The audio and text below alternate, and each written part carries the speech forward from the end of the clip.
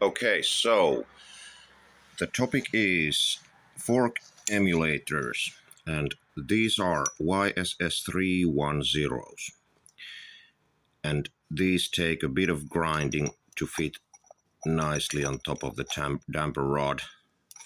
The stock inner diameter of this is 23 millimeters, and these come with a 24 millimeter diameter of this part. And I've actually seen advertised YSS 335s as a fit for this bike, but they are not, because the diameter of the fork inner tube is 30.6 millimeters on the Ninja 250R. Anyhow, these are the ones that I ended up buying, and I ground this down to say 23, and this is something like 23 and a half, so to have some clearance between them, so to avoid any chance of this binding into the inner tube, it has some freedom of movement around. The emulator manufacturers have very interesting instructions about drilling the compression holes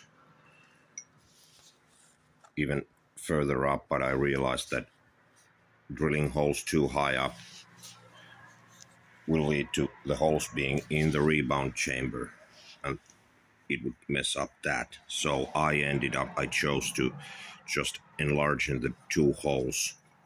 I calculated their cross-sectional area to the maximum flow of the compression orifice when this top plate opens up. The effective height of the part is 16 millimeters, and I chose to shorten these by a little less than that because added preload might be necessary from the rider's feedback.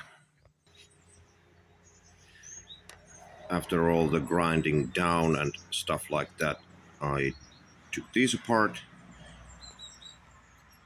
and made pretty damn sure that there's no filings or metal shavings or stuff like that. Same thing to this, because you don't want that in your oil and don't want that blocking the very small rebound hole.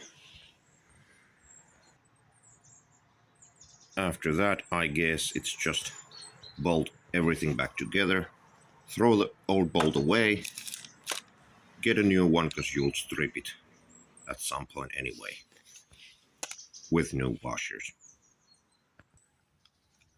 I'm gonna try out 7.5W oil on the forks. The manufacturer recommendation is 10, and I had 15W before these mods, so see what happens.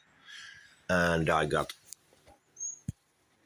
new bolts for the triple clamps also, because they've been tightened and loosened many times, probably stretched and fucked up.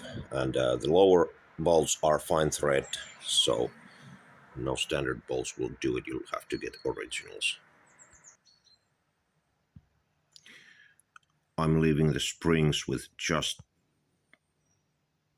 2 rounds of preload on the spring. I measured the springs at about 6.5 kilos per centimeter. So that'll be my starting point. And the bleed, only one of them is open, and I measured it at, say, 2.4 millimeter or thereabouts. Besides changing the spring stiffness or the spring preload as a tuning tool, I had an idea. I toyed with the idea of drilling out these other optional bleed holes and maybe having a kind of softish shim stack on top of these.